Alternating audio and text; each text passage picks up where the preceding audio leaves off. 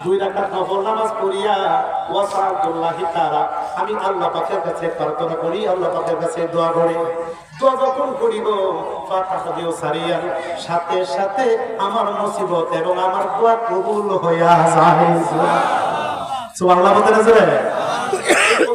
কি প্রমাণিত হলো?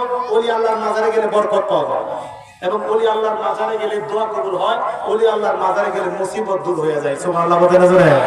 এখানে আমরা যারা বলছি, আমরা কি ওলি আল্লাহর মাজারের সাথে সম্পর্ক রাখতে চাই কি চাই না? চাই। এই ফতোয়ায়ে শামির তৃতীয় খণ্ডের মধ্যে লেখা, ওলি আল্লাহর মাজার জিয়ারত করা সুন্নাতে রাসূল। আমার রাসূল নিজেই মাজার জিয়ারত করেছেন। চিৎকার দিয়ে বলুন সুবহানাল্লাহ। উহুদের ময়দানে যারা শহীদ হয়েছে তাদের মাজার আমার দয়ালু জিয়ারত করছে। তাহলে মাজার জিয়ারত করা সুন্নাতে রাসূল। তাহলে আমরা কি ওলিদের সাথে সম্পর্ক রাখতে চাই কি চাই না? এবং মাজার ভাঙে করা একটা জিজ্ঞাসা কিরি ভাই মাজার ভাঙছে তো মাজার যে ভাঙি মাজারের ভিতরে গাঁজা খা। আমি কই ভাই তুই বুকটার মধ্যে হাত দেবো, তুই তো মরুবি লেখার প্রসেস তো জানি নম্বরের থেকে দাওরায় হাদিস ইফতা বিভাগে মুক্তি। আচ্ছা তো বুকটার মধ্যে হাত দেখছে ভাই, তুই কোন মাজারে যাই কোন মাজারে গেছে? তো শাহজালালের মাজারে গেছে। শাহজালাল কথা হযরত শাহজালাল রাহমাতুল্লাহ সুন্দর করে বল তাজিম করে সুবহানাল্লাহ বলো। ও হ্যাঁ শাহজালাল রাহমাতুল্লাহ গেছে অনুজ আসতে যে ভাই ছোট রে বসে এই মাজারটা কি মাটির নিচে না মাটির উপরে? ও মাজারটা তো উপরে। আচ্ছা যদি উপরে হয় তুই বল এই মাজার যে উপরে, এই মাজারের কাছে বইয়া কেউ গাঁজা খাইতে দেখছো?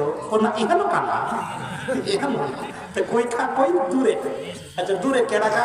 কোনো আলেমে খা কনা, কোনো সুন্নি জনতা খা দেনা, কোনো জ্ঞানী গুণী খা কনা, কে খা খুব পাগল। আচ্ছা পাগলটা গাঁজা খা দরকার ছিল কি? পাগলটা তো শরীয়তের গর্দির বাইরে। এই বেটা গাঁজাই কি মদই কি হারামই কি হালাল কি, এই বেটা ড্রেনের ময়লা গায়ে কথা ঠিক না বেটে?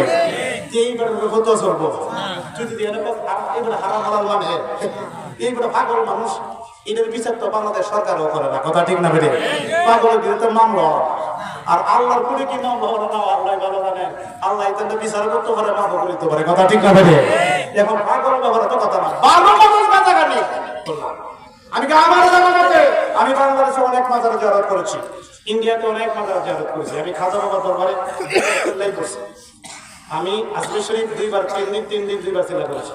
কিন্তু আমি খাজা বাবার মাজার যে এরিয়া দেখেছি, এই এরিয়ার ভিতরে মানুষ গাঁজা খাবি দূরের কথা, একটা মানুষের মুখে আমি বিড়ি বন্ধ দেখি না। বিড়ি খাবি দূরের কথা, একজন মানুষ উজু ছাড়া প্রবেশই করে না কথা ঠিক না বেটে? কি বলে মাজার ভিতরে কি মানুষ উজু করে যায় না? এনে কি গাঁজা খায়? এটা মিথ্যা কথা। আল্লাহর মাজারে কোনো হ্যাঁ এটা বিড়ি মাজার বিড়ি হতো তো উঁচু ছাড়া ঢুকে। এখন আমি তো ভাই তুই দেখা যাবো তো না মাজার তো বাংলা সেই কারণে এই যে গাঁজা খাইতেছে দূরে এই জন্য মাজার বাংলাছে। আমি বলতে মাজারের এরিয়ার ভিতরে যদি একটা পাগল বেটা ঢুকে এই জন্য মাজার বাংলাতে হয় যে তুমি কি করো? আমি তো মুসলিম মতে করি যে তোমার মুসলিমিতে কি সুদ কর নাই আসেন আসে আপনাদের এলাকায় কি সুদ নাই? নাই আছে। আচ্ছা কি করবো সুদ করে অপরাধটা কি গাঁজা করে কম না বেশি? মসজিদে তো ঢুকছে ভাই, মসজিদ ভাঙতে তো না, মসজিদ তো ভাঙা দিত। সুদ খুঁজে ঢুকছে এটা কি মসজিদে বের করে দিছ? না, আইন আছে বের করে যারা সুদকুর যারা ঘুষখোর যারা তাদের বিচার করবে কে? কে করবে? কিন্তু আমরা খেতে কোরবানি ফসলাই দিব যে এটা খাইও না, এটা খাওয়া হারাম, মানলে আমার নাম নাই, বিচার করবো কে? কিন্তু আমাদের বলারটা বলে যেতে হবে, তাই না? আচ্ছা এখন সুদখোর ঘুষখোর মসজিদে ঢুকছে কি মসজিদ ভাঙে নেব? মসজিদে কি বের করে দেওয়া যাবে? কোনো আইন আছে? এখন এই মাজারের ভিতরে এক পাগল কোনো ঢুকছে এলাকায় মাজার ভাঙাতে হবে, মাজার ভাঙার কোনো আইন কথা ঠিক না বেঠে? আচ্ছা বাবা বলে আমরা সবার মাথার মধ্যে উকুন আছে কিনা? আমরা কেউ উকুন নাই, একটা হলো আছে। আচ্ছা উকুন যে আছে ওর মাথার মধ্যে উকুন হলে কি মাথা কেটে ফেলাইতে পারবো? আচ্ছা আর কিভাবে বুঝাইতাম? আর কিভাবে বুঝাইতাম? এত সহজ করে বোঝানো করে যদি না বুঝে আল্লাহ তাআলা বোঝার তৌফিক দান করুন। সকলে বলে আমিন। মাথার মধ্যে উকুন হয়েছে গলা কেটে ফেলাই দিচ্ছে, মাথা কেটে আমরা শেষ কথা ঠিক না বেটে?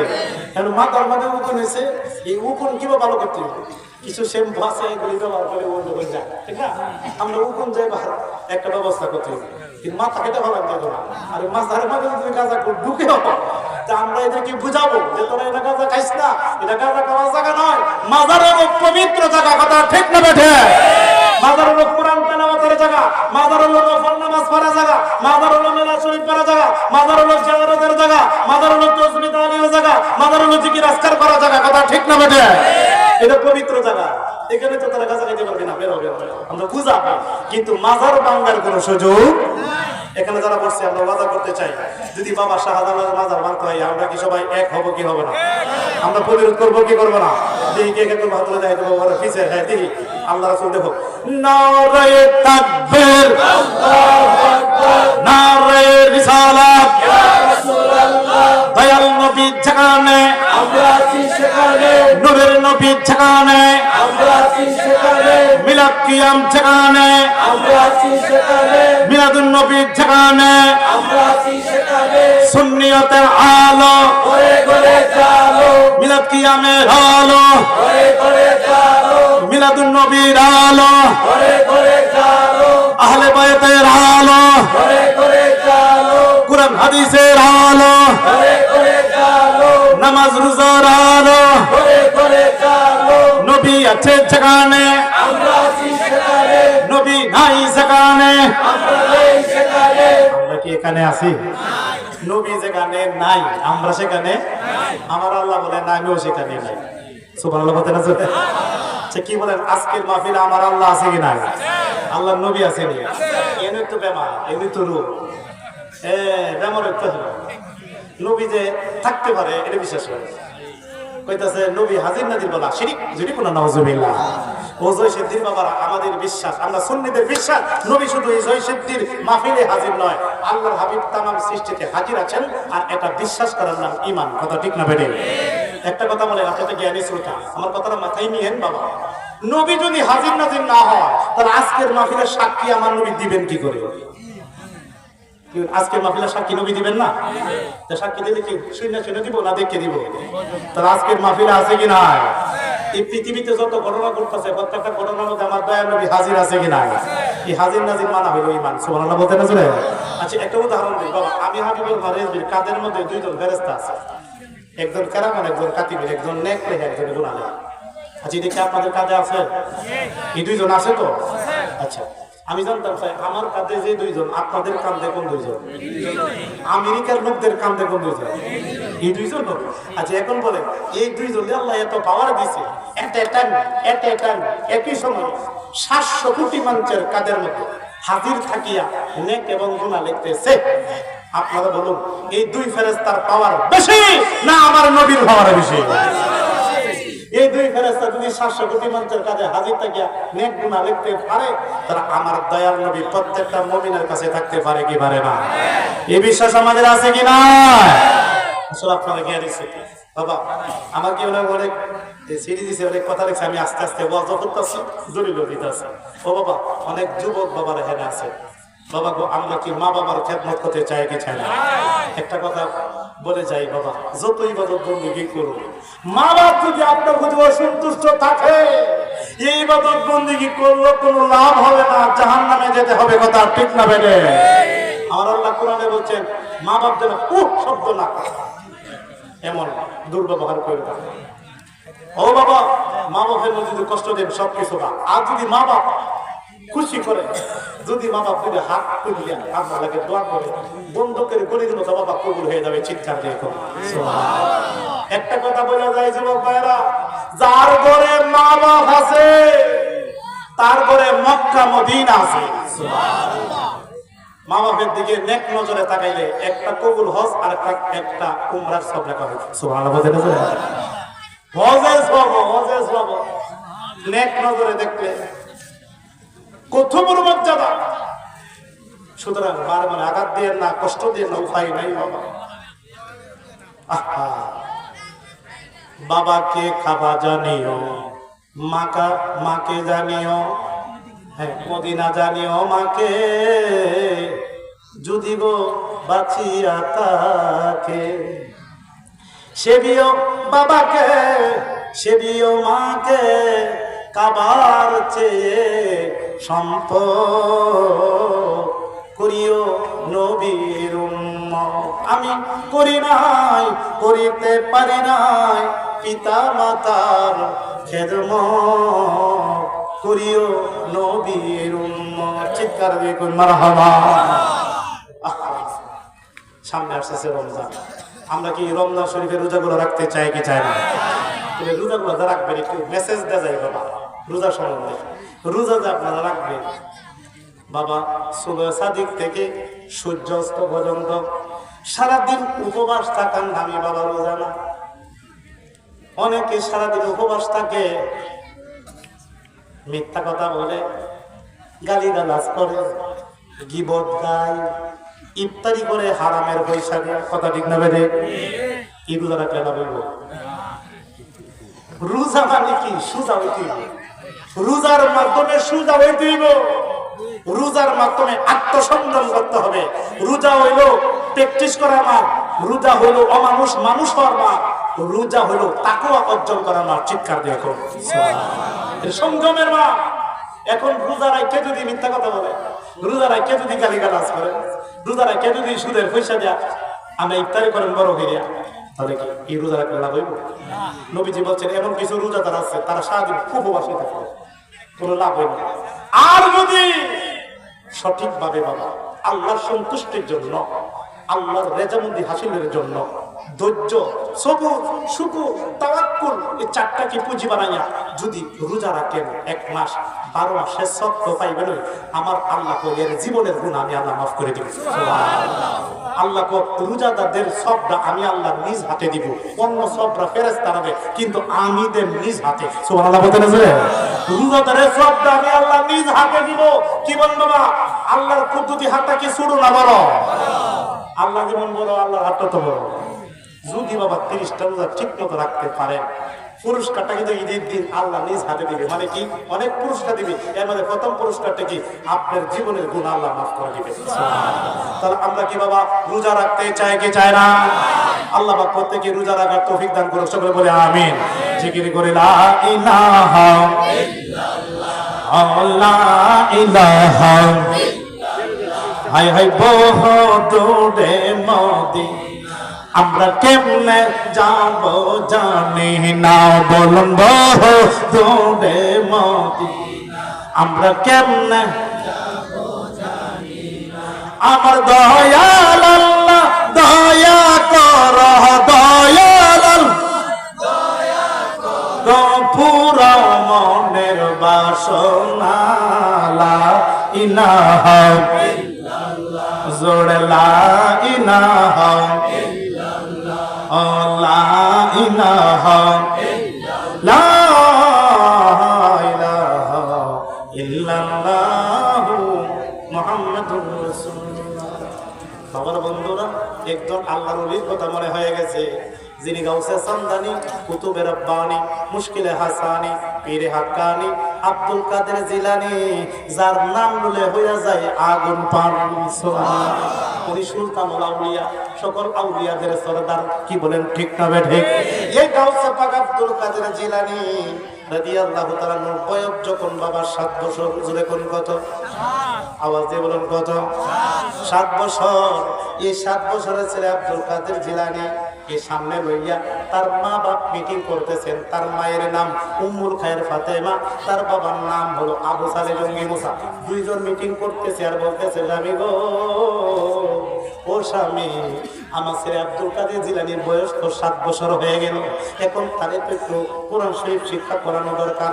হ্যাঁ ঠিকই তো বলেছ, তো তাহলে আজকে আমি রেডি কইরা দিই, সাজাইয়া দিই, আপনি মক্তবের মধ্যে ভর্তি করাইয়া দিন।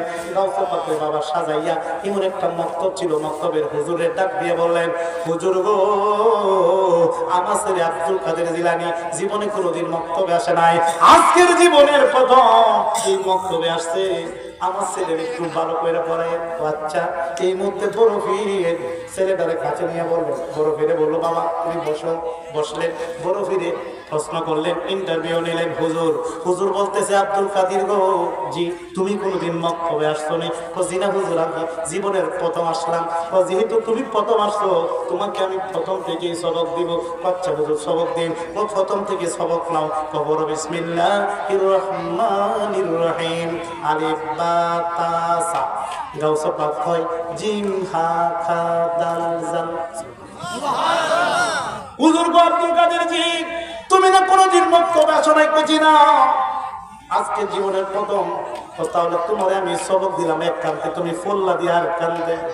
হুজুর গো আমি আরবি অক্ষরগুলা খুব ভালো কইরই পারি, সুবহানাল্লাহ। তুমি পারবা করতে গিয়ে কোনোদিন তো মক্তবে আসা নাই। তো হুজুর আমি পারি, তবে তুমি একটু সামনে একটা বড় হুজুর করতে গিয়ে বলতাম, তো তুমি তাহলে তুমি আলিফ জবর আ, হামজা জবর আ, বা জবর বা, তা জবর, তুমি এখান থেকে পড়ো। গাউসে পাক কয় হামজাজের ই, বাজের বি, তাজের তি, ঠিক আছে সুবহানাল্লাহ। হুজুর গো আল্লাহ গো, জীবনে কত ছাত্র পড়াইলাম, কিন্তু গুণুল্লাহ ছাত্র তো জীবনে হয় না। সবক দেই এক কান্তে, পরে দি আরেক কান্তে, সুবহানাল্লাহ বলতে না জোরে। হুজুরের কিন্তু খবর নাই কারে যে পড়াইতাছে।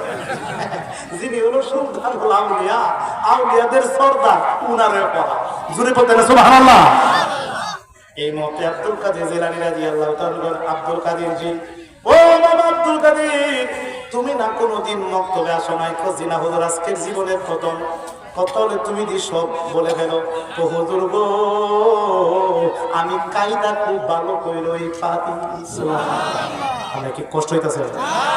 এই মুহূর্তে হুজুর বলল আব্দুল কাদের জি, তুমি একটু সামনে থেকে বলো। হুজুর কোত্থেকে বলতাম, তো তুমি আম পাড়াতে বলো। আচ্ছা হুজুর সবক দিয়ে কোথাও তুমি আম পাড়াতে বলো। বিসমিল্লাহির রহমানির রহিম, আলহামদুলিল্লাহি রাব্বিল আলামিন। গাউসে পাক কয় আর রহমানির রহিম মালিকি ইয়াউমিদ্দিন, ইয়াকা না'বুদু ওয়া ইয়াকা নাস্তাইন। এইভাবে পড়তে পড়তে পড়তে পড়তে পড়তে পড়তে পড়তে পড়তে পড়তে পড়তে হুজুরের সামনে বাবা সূরা ফাতিহাটা শেষ করে দিল। জোরে এখন হুজুর তো বাবা শেষ হয়ে গেছে। ও আল্লাহ গো, এটি কি সুবহানাল্লাহ বলতে না? আচ্ছা ইমুল লীলা যদি আপনাদের হুজুরের দেখা, ইমন একটা ছোট বাচ্চা যদি দেখা, আশ্চর্য লাগার কথা না বাবা। এই মধ্যে হুজুর বলল আব্দুল কাদের জি, আমার মনে হয় তুমি মনে হয় আম পারো পারো। এই মুহূর্তে গাউসে পাক হুজুর গো সত্যি বলেছেন, আমি আম পারো খুব ভালো কইরই পারি, সুবহানাল্লাহ। তো তুমি পারবা কোত্থেকে? কজি হুজুর আমি পারি, আসল কথা কই না, সুবহানাল্লাহ বলতে জোরে। আব্দুল কাদের রে, তবে তুমি আরেকটু সামনে তে বলো। হুজুর কোত্থেকে বলতাম, তাহলে তুমি কোরআন শরীফ থেকেই পড়ো, সুবহানাল্লাহ। অসুবিধা হইতেছে না তো ইনশাআল্লাহ? এই মুহূর্তে গাউসে আব্দুল কাদের জিলানী কো হুজুর গো ঠিক আছে আপনি সবক দিন। পড়ো বাবা। বিসমিল্লাহির রহমানির রহিম, আলিফ লাম মিম। গাউসে পাক কয় যালিকাল কিতাবু লা রাইবা ফিহি হুদাল লিল মুত্তাকিন। এভাবে পড়তে পড়তে পড়তে পড়তে পড়তে পড়তে পড়তে পড়তে পড়তে পড়তে পড়তে পড়তে হুজুরের সামনে বাবা 11 পারা কোরআন মুখস্থ কইরা দিয়েছে, সুবহানাল্লাহ। হুজুর তো দাঁতই লাগছে, সুবহানাল্লাহ বলতে না? দাঁতই লাগার কথা না কেমন? হুজুর আছে করে আল্লাহ এই কি দেখাই। এই মুহূর্তে গাউসে পাকের আব্বা আবু সালেহ জঙ্গি মুসাইছে। আরে মিয়া কাদরে তরিকার ইমাম বরফির আব্দুল কাদের জিলানী একজন আল্লাহর ওলি যে কি পাওয়ার এটা বুঝাইতেছে। আমার নবীর পাওয়া তার কোটি কোটি গুণ বেশি, কথা ঠিক না বেটে? বরফি হলো আমার নবীর উম্মত, ঠিক না বেটে? নবীর উম্মতের কি পাওয়া? বরফির আব্দুল কাদের জিলানী আর কোরআন মুখস্থ করে দেওয়ার পরে হুজুর তাজ্জব হয়ে যায়, আশ্চর্য হয়ে যায়। এই মুহূর্তে গাউসে পাকের আব্বা আবু সালেহ জঙ্গি মুসাইয়া কো হুজুর গো আমার ছেলে আব্দুল কাদের জিলানীরে পড়াইছে এমনি করলাম না, আপনার ছেলের আমি পড়াইতে পারবো না, সুবহানাল্লাহ। কেন কেন কেন বেয়াদবি করছে আমার ছেলে? কেন পড়াইতে পারবো না? আমার ছেলে কি বেয়াদবি করছে? করলে বলুন, আমি তাদের বিচার করবো। না বেয়াদবি করে না, কত কেন পড়াইতে পারবেন না? আপনার ছেলে আনছেন আমি পড়াইতাম, আপনার ছেলে উল্টা আমারে পড়াইতাম, কথাটা বুঝলাম না। বুঝলেন কি? আপনার ছেলে ছাত্র হইয়া যতটুকু জানে, আমি উস্তাদ হইয়া এতটুকু জানি না। কি হচ্ছে? আপনি আনছেন আমি পড়াইতাম, আপনার ছেলে যে পড়া হয়েছে কোরআন শরীফ প্রথম থেকে পড়তে পড়তে আমি দেখছি 18 বছর থেকে ঠিকছি। আমি দেখছি একটা জের জবর পর্যন্ত ভুল হয় নাই। আচ্ছা, এই কথা শুনিয়া গাউসে পাকের আব্বা খুশি না বেজার? সাথে সাথে গাউসে পাককে কোলে নিলেন, কোলে নিয়ে কপালে একটা চুমা খায়, এই গালে একটা চুমা খায়, এই গালে একটা চুমা খায়। গাউসে পাককে বুকের মধ্যে জড়াইয়া মাবুদ, ও মাবুদ, তোমার দরবারে আল্লাহ লাখ কোটি শুকরিয়া গো আল্লাহ।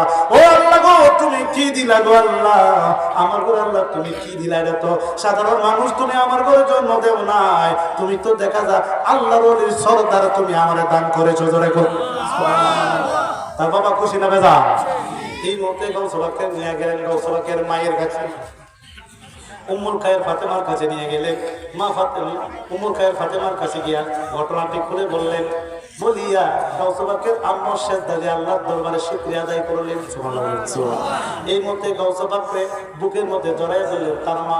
বাবা গো, ও আব্দুল কাদের জিলানী, তুমি এই কি লীলা দেখাইলা হুজুর? তুমি দি 18 কোরআন মুখস্থ করে দিলা রে বাবা, তুমি কবে পড়লা 18? আমি তো কোনোদিন একটা কোরআন শরীফ পড়তে দেখলাম না, একটা কায়দা পড়তে দেখলাম না। তুমি 18 কোরআন কই থেকে পড়লা, কই থেকে তুমি মুখস্থ করলা? তোমা গো, আমি আব্দুল কাদের জিলানী যখন আপনার পেটের ভিতর ছিলাম গো মা, আপনি তো 18 কোরআনের হাফেজ ছিলেন, আপনি বেশি বেশি 18 পর্যন্ত পড়তেন।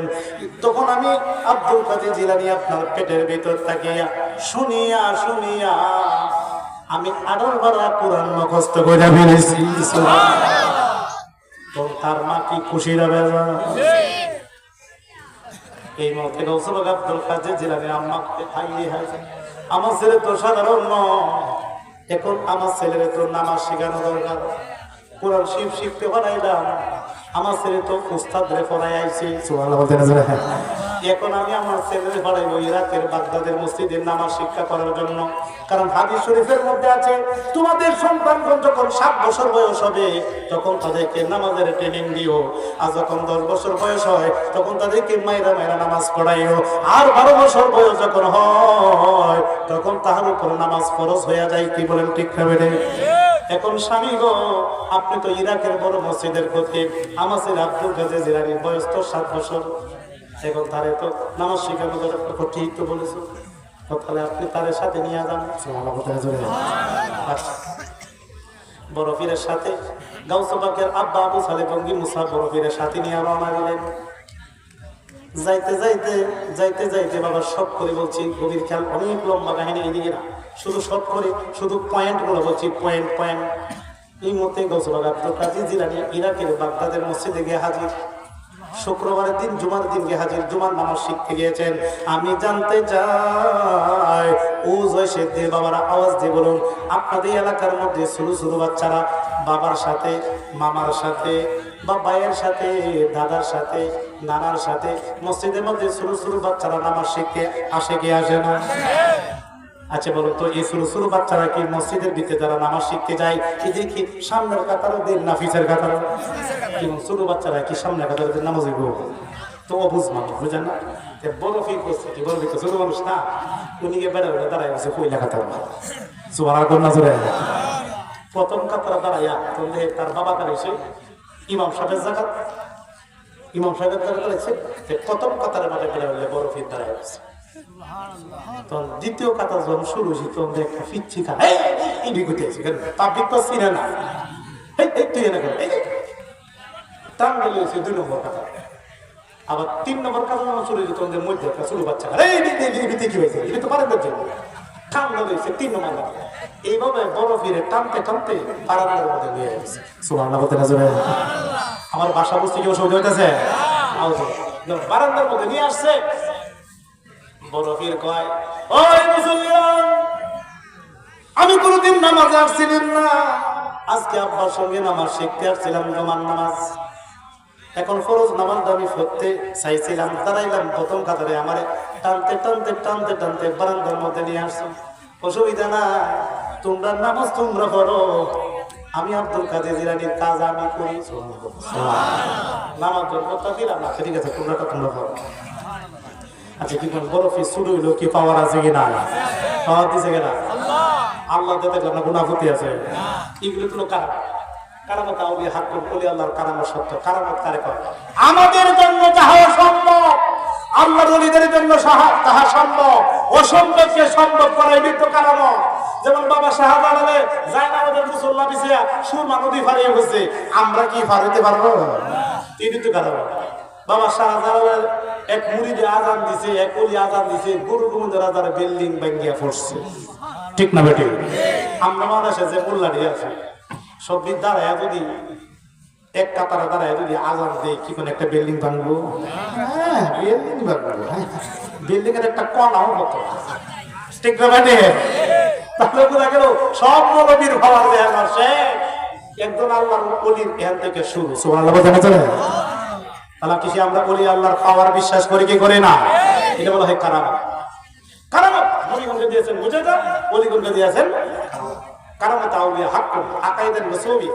আকাইদান নসবিয়া টাইটেল বসে পড়ানো হয় একটা কিতাবই আছে, এর মধ্যে লেখা আছে কারামত আউলিয়া হাক্কুন, ওলি আল্লাহর কারামত সত্য। আমরা কি ওলি আল্লাহর কারামত বিশ্বাস করি কি করি না? বড় পীর আব্দুল কাদের জিলানী রাদিয়াল্লাহু তাআলা বলেন, এই মুসল্লিরা তোমরা নামাজ তোমরা পড়ো, আমার নামাজ আমরা পড়ি। এই মুহূর্তে আবু জালে জঙ্গি মুসা নামাজ শুরু করে দিলেন। আমি জানতে চাই জয় সিদ্ধির বাবারা জুমার নামাজের ফরজ কয় রেখা? আমরা কিশোর পর্যন্ত 2 রাকাত, আমরা এত করে হাত 2 রাকাত। তাহলে 2 রাকাত ফরজ না? আচ্ছা এখন বলে 2 রাকাত ফরজ নামাজ যখন শুরু হয়ে লাগে তোর কি ডানে বামে তাকানো যায়? আমরা তাকান নি নামাজ। নামাজ শুরু হয়ে গেলে ডানে বামে তাকালে কি নামাজ হইব? পিছে চাইলে নামাজ হইব? গাউস পাক তো আচ্ছা হেরা নামাজ দাঁড়ায় দাঁড়াইলে তোর পিছে চাইতে পারে তখন কিন্তু আমি আমার কাম শুরু করবো। সুবহানাল্লাহ বলতে নামাজ বললো তো দিল না টানা করবো আর আমার দামি করি, কিন্তু প্রবন্ধ সমাজ হিসেবে নামাজ কাটিয়ে দেবো এই সময় আটটাও বান দেখা এর মধ্যে তো এমন ফিতেও তখনই আমি কামটা করবো। সুবহানাল্লাহ বলতে না চলে অনেক অসুবিধা হচ্ছে না চেষ্টা তো জিকির করি আল্লাহ আল্লাহ আল্লাহ জোরে আল্লাহ কেউরে বানাইনা সফিউল্লাহ, কেউরে বানাইনা কলিলুল্লাহ, কেউরে বানাইনা সফি, কেউরে বানাইনা কলিলুল্লাহ, কেউরে বানাইনা কালিমুল্লাহ, কেউরে বানাইনা আমার নবী হাবিবুল্লাহ। আল্লাহ আল্লাহ আল্লাহ আল্লাহ লা ইলাহা ইল্লাল্লাহ মুহাম্মাদুর রাসূলুল্লাহ। সবাই বিদ্যালয়ের জন্য থাকে খুব ভালো আমল। এই বাবাজিরা গো সময় আপনারা আলোচনা বুঝেন, বেলায়েত বিশ্বাস করেন। আল বেলায়েতু জিল্লুন নবুয়াত, বেলায়েত হলো নবুয়াতের ছায়া। এটা হলো বেলায়েতের যুগ, নবুয়াত খাতাম, নবুয়াত শেষ। এখন বেলায়েতের যুগ, কিয়ামতের আগ পর্যন্ত বেলায়েতের মাধ্যমে ইসলাম চলবে। তাই আমরা ওলি আল্লাহর বেলায়েত আমরা মানি কি মানি না? এই বেলায়েতের সম্রাট গৌসুল আব্দুল কাদের জিলানী রাদিয়াল্লাহু তাআলা কয় তোমরা নামাজ তোমরা পড়ো, আমার কাজ আমি করি। এদিক দিয়ে বাবা নামাজ শুরু হয়ে গেছে। নামাজ যখন শুরু হয়ে গেছে বড় পীর আশা করলেন কি যে জুতা রাখছে মুসল্লিরা, এই জুতা উল্টা পুল্টা লাগানো শুরু করে দিয়েছে। উপরে সিঁড়ি জুতা নিচে আনতেছে, নিচেরটা উপরে নিতেছে, উপরেরটা নিচে নিতেছে, নিচেরটা উপরে আনতেছে, এভাবে উল্টা ফল্টা লাগাইছে। যে কি করলো আপনারা যে শুক্রবারে জুমার নামাজ পড়তে যান, জুতাগুলো তো একটা জায়গায় দিয়ে রেখে দেন, একটা চিহ্ন যা বাবা আমার পয়সা তো এনে খুঁজবে। মুসল্লিরা করছে কি নামাজ শেষ হয়েছে তো জুতা খোঁজাখুঁজি শুরু করছে, জুতা তো আপনার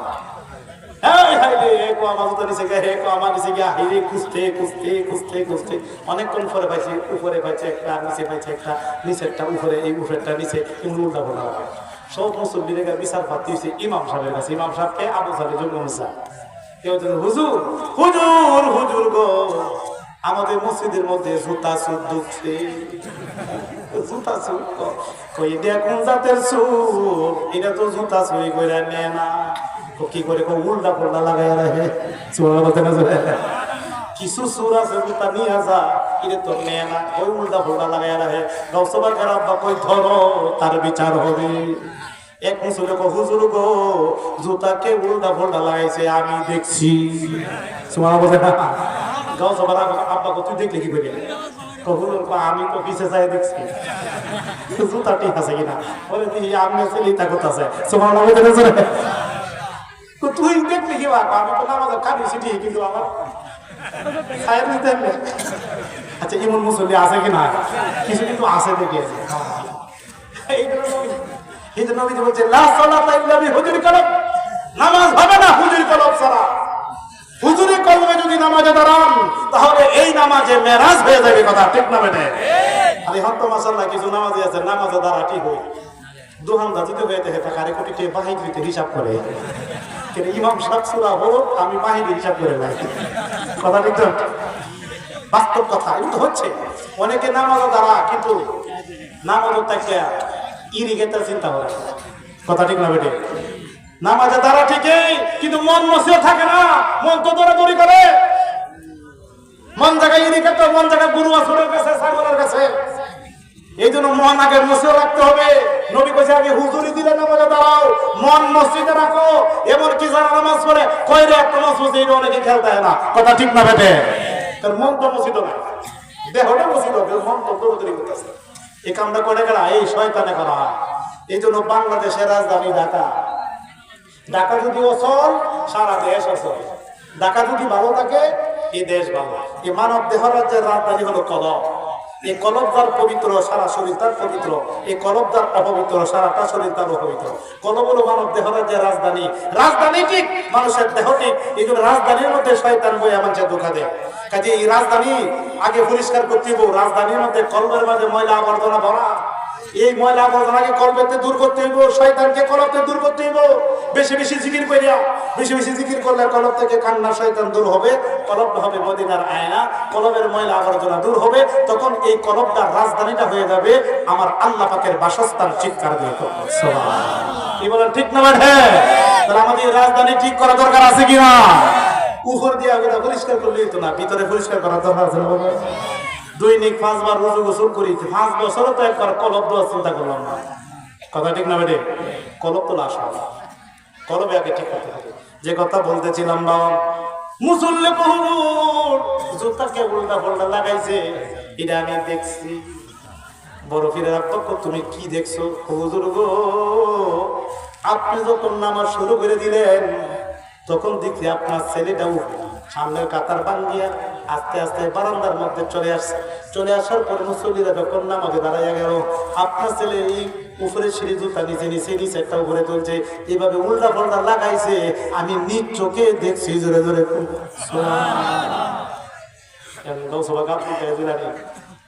আব্বা তো আমার ছেলে করছে, যদি আমার ছেলে করে গো এটা অযথা মনত তো কোনো কাজ করে নাই। আমার ছেলের তোরা চিনস না কিন্তু আমি চিনি।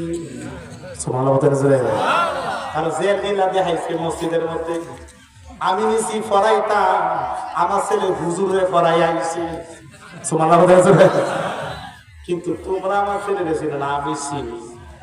হে দোকানের জি বাবা গো, তোমারে আমি নিয়ে আসলাম মসজিদের মধ্যে নামাজ শিখবে, জুমার নামাজ শিখবে, কিন্তু মুসলিমের জুতা উল্টা পাল্টা লাগাই লাগে। ঠিক এইভাবে লেখা কিতাবের মধ্যে আমি একটা কথা বানাইয়া বলতেছি না। আল্লাহ নবীর জীবনী আমার কাছে 6টা কিতাব আছে। বড় পীরের জীবনী যে একটা কিতাব আছে 700 বছর আগে, এর নাম বাহাজাতুল আসরার। চিৎকার দেখো বড় পীরের জীবনীর মধ্যে এটা আছে। বাবা বড় পীর আব্দুল কাদের জিলানী কয়, আব্বা গো আপনি আমাকে কেন ডাকলেন? কর ডাকছি বাবা, তুমি আইছো নামাজ শিখতে, এই জুতা উল্টা পাল্টা লাগাই লাগে। ও বাবা গো, আমি আব্দুল কাদের জিলানী অযথা অনর্থ কোনো কাজ করি না। কেন জুতা উল্টা পাল্টা লাগাইছি? নিশ্চয়ই এটার মধ্যে কারণ রয়েছে। জোরে জোরে কি বলে? আল্লাহর ওলিরা কোনো কাজ করলে এই কাজের পিছে হাকিকত আছে কি নাই? বলেন আছে কি না? আমার ওয়াজ বুঝতে কি অসুবিধা হইতেছে? আমি গাউসুল ওয়াজ করতেছি, আল্লাহর ওলি আমার নবীর উম্মত, নবীর উম্মতের যে আল্লাহ কি পাওয়ার দিছে, আর আমার নবীর পাওয়ার কি আরো কম না বেশি? এই মুহূর্তে বড় পীর আব্দুল কাদের জিলানী ভাই, আব্বা জান আমি অযথা কোনো কাজ আমি করি নাই। আমি কেন জুতা উল্টা পাল্টা লাগাইছি? নিশ্চয়ই এটার মধ্যে কারণ আছে। তো কারণটা কি? ও আব্বা জান আমি যখন নামাজ পড়তে আসলাম তখন মুসল্লিদের দিকে যখন আমি নজর করে চাইলাম, আমি কাশফের চক্ষু কলবের চক্ষু দ্বারা যখন আমি দেখলাম, আমি দেখতেছি আপনার পিছে নামাজ পড়ে ঠিকই মুসল্লিরা অর্ধেকটির ঈমান আছে আর অর্ধেকটির ঈমান নাই। সুবহানাল্লাহ বলেন বাবা। কত বড় চোখ বড় কি হ্যাঁ, মুরিদের চোখ হলো 60টা, জোরে কোন কয়টা? দুইটা হলো এই যে চর্ম চক্ষু আর দুইটা কলবের চক্ষু। এই চক্ষু দ্বারা এইভাবে চাইলে 1 থেকে 1.5 মাইল দেখা যায়, এর উপরে দেখা যায়। আর অলি ঘরের কলবের চক্ষু, নবী ঘরের কলবের চক্ষু খোলা। এই কাশফের চক্ষু দ্বারা, কলবের চক্ষু দ্বারা 7 আসমান 7 জমিন দেখতে পায়। বলবে কি লেখছেন তার কিতাবে কাসাইসুল কাসিদায়ে গাউসিয়াতে, নাজারতু বিরাদিল্লাহি জামাআ কাকার দাবাতিন আলা হুকমি ইত্তিসা। গাউসে পাক কয় तमाम পৃথিবীটা আমি গাউসে পাকের জন্য আল্লাহ এত ছোট করে বানাইছে, হাতের মধ্যে একটা সরিষার দানার যতটুকু ছোট দেখতে পাই, तमाम পৃথিবী আমি একটা সরিষার দানার মতো ছোট দেখতে পাই। সুবহানাল্লাহ। তাহলে যদি গাউসে পাকের জন্য পৃথিবীর একটা সরিষার দানা হয়, আমার নবীর জন্য কি আরো বড় না ছোট? কোন তুলনা আছে? তাহলে সমগ্র সৃষ্টি আমার দয়াল নবীর সামনে হাজির। কে কি করতেছে কি না করতেছে সব খবর আমার নবীর কাছে আছে কিনা? কিছু নবীর প্রেমিকেরা নবীর দাঁড়ায় সালাম দানা, আর কিছু বইয়ে বইয়া, আর কিছু জানা হই না। আচ্ছা, যে বইয়ে বইয়া নবীর সালাম দানা, এই খবর আমার নবীর কাছে আছে না? হ্যাঁ, আর যে তাজিমাতে সম্মানাতে দাঁড়ায় সালাম দানা, এই খবর কি নবীর কাছে আছে না? নবী তো দেখতেছে কে নবীর চোখে কে আদব কে বেয়াদব, নবীর চোখে ঠিকই পড়তেছে। যারা নবীকে সম্মান করতেছে, নবীকে আদব করতেছে, আমার দয়াল নবীকে, তারা আমি নবীর কাছাকাছি থাকবে, অর্থাৎ তাদেরকে আমি না নিয়ে জান্নাতে কদম দেব না। তাহলে এখানে আমরা যারা বসছি, আমরা কি মিলাদ কিয়ামের পক্ষে আছে কি না? মিলাদ কিয়ামের দাওয়াত বড় বড় হুজুর কিনা আমরা চাই কি চাই না? যে মৌলবী মিলাদ করতো না, এই এমনিতে নামাজ পড়ে না। যারা মিলাদ কিয়াম করবে না, এরা নবীজিকে ভালোবাসে না। নবীজিকে যারা ভালোবাসে না, নবীজিকে যারা ভালোবাসে না, আমরা তাদেরকে ভালোবাসি না। নবীজিকে যারা ভালোবাসে, আমরা তাদেরকে ভালোবাসি। কথা ঠিক না বেটে? এখনো কথা বলতেছি গাউসে পাক আব্দুল কাদের জিলানী, আব্বা আমি যখন চাইলাম, চাই দেখতেছি এই যে অর্ধেকের ঈমান আছে অর্ধেকের ঈমান নাই, তখন আব্বা জুতা দেখে আমি বলতে পারি, আমি জুতা দেখে বলতে পারি আল্লাহ আমার এমন ক্ষমতা দিছে, কোন জুতার মালিক যাবো বেহেশতে, কোন জুতার মালিক যাবো দুজহে, আমি জুতা দেখেই বলতে পারি। জোরে জোরে করুন। তারপর আব্বা গো, আমি যখন বারান্দার মধ্যে চলে গেলাম, চলে গিয়ে যারা জান্নাতে যাইবো এই জুতাগুলো একটু কাইয়া আমি উপরে সিঁড়ির মধ্যে রাখলাম, আর যারা দুজহে যাইবো এই জুতাগুলো একটু কাইয়া আমি নিচে সিঁড়ির মধ্যে রাখলাম। আমি অযথা অনর্থ কোনো কাজ আমি করি নাই। আমি জানি বেহেস উপরে দুজক নিচে, তাই বেহেস্তি জুতাগুলো আমি উপরে সিঁড়ির মধ্যে রাখলাম, আর দুজকে জুতাগুলো আমি নিচে সিঁড়ির মধ্যে রাখলাম। যারা দুজকে যাইব, তাহলে আমি অযথা অনর্থ কোনো কাজ তো আমি করি নাই, বরং আমি ক্রমান্বয়ে সাজায়া সাজায়া জুতা রাখছি। জোরে জোরে সুবহানাল্লাহ। তাহলে আল্লাহর নবীদের যদি এমন বড় পাওয়ার হয়, তাহলে আমার দয়াল নবীর পাওয়ার আরো কম না বেশি?